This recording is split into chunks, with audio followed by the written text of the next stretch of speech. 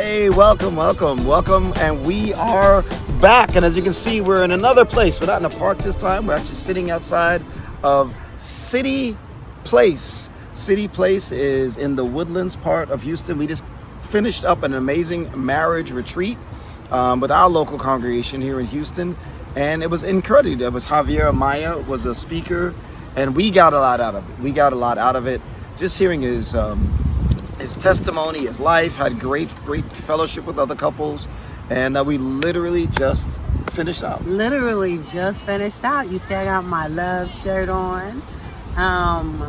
It was amazing. Tons of good lessons about the spark, the flame, and the fire. The fire, yes. So we got a chance to teach a newly married class looking at this idea of just intimacy and sexuality. But we both walked away with something that I thought was very sobering and encouraging. One of the sisters shared, just as a testimonial towards the end of it, was that God does his best work in the darkness.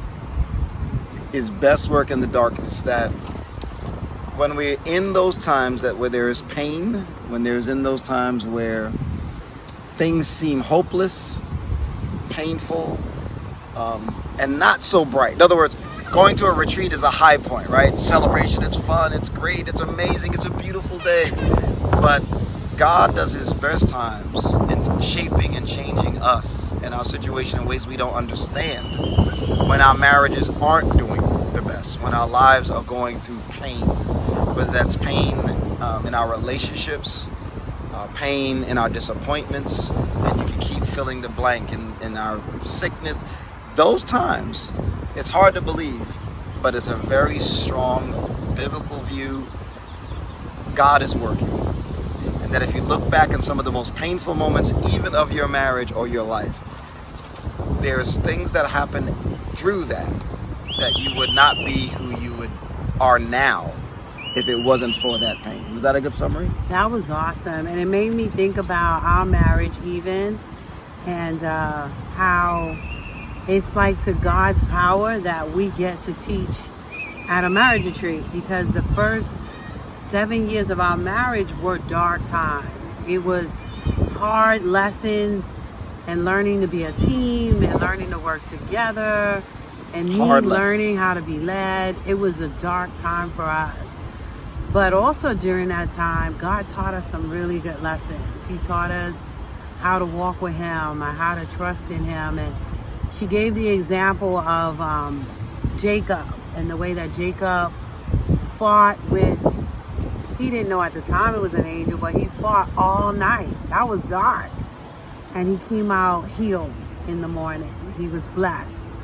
And so sometimes, you go to a retreat and people are all fired up and excited, but then you have some people who are there who are going through some really hard things and some dark things. And I love the encouragement that she gave, that when you look through the scriptures, you even said how when they crossed through the Red Sea, it was at night. It was at night, yeah. And so it was a dark time in the day, but in the night, but God was doing an amazing salvation thing. Was won from the Egyptians overnight. It was overnight through the dark time. And even Jesus on the cross, it says it got dark. And that in that darkness, God was saving us. Yes. And so in our marriages, if we can look and see, darkness doesn't mean absence of God. Or hopelessness. It just means we're learning some things, we're going through some things, we're growing through some things. But if we hold on, God is in the midst. Absolutely. So we want to be able to encourage you to hold on. Some of you are in the day in your marriage, you're doing really well. There's challenge, but look, you're having a blast, and you're just having a great time. Some of you, you're going through, maybe the thoughts of divorce, the thoughts of this is getting nowhere, the thoughts of, I married the wrong person, sort of going into your ears. Right. I want to really, it's a challenge / encourage. God does his best work in the darkness. God is working even when we are in pain. And in fact, in the pain is where there's something God has for you and your spouse. So I want to encourage you just to consider that. And on a total flip note, and this is tongue-in-cheek, but it's a little pearl of wisdom. We taught a class with the newly marrieds on intimacy and sexuality.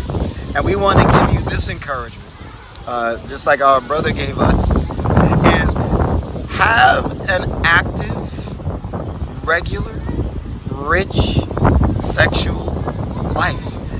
Sometimes there's room for enchiladas. Sometimes There's room for nachos. And sometimes it's just a quick taco. a taco. Reverse. Enchilada, nachos, And then not taco, and then nachos, right? Yeah. Meaning, sometimes when it comes to our sex life, it's going to be this long, luxurious, you both pour a lot into it. It's going to be a jamboree. That's the enchilada. It's a lot. That's making love where it's like long, extended intimacy, right? Sometimes it's going to be the taco. Wait, what is it? He said nachos. No, nachos is the little chips that you just dip. Taco at least got stuff in it. We gonna solve it. The tacos is the middle. It's not as involved as the enchiladas, but the tacos is, you have some time together. It's not a 1 hour jamboree, 2 hours, but hey, it's good. Then nachos are the snack. It's what you can call the quickies, where you have intimacy, where look, it may not be all that, but hey, it's something short and sweet. Have the full range in your marriage, that one isn't bad and the other good. It's good to have a good balance of all three. The quick time together, Yep. just to meet a need. Yep. The times when you put a little more into it, Yep. and those times when it's going to be this full buffet of an enchilada, right? 5-course meal. 5-course meal. Was that the order? You were right. I was right. There we go. But guys, enjoy your intimacy life with your wife. Enjoy your spouse, and this has been great. This has been great.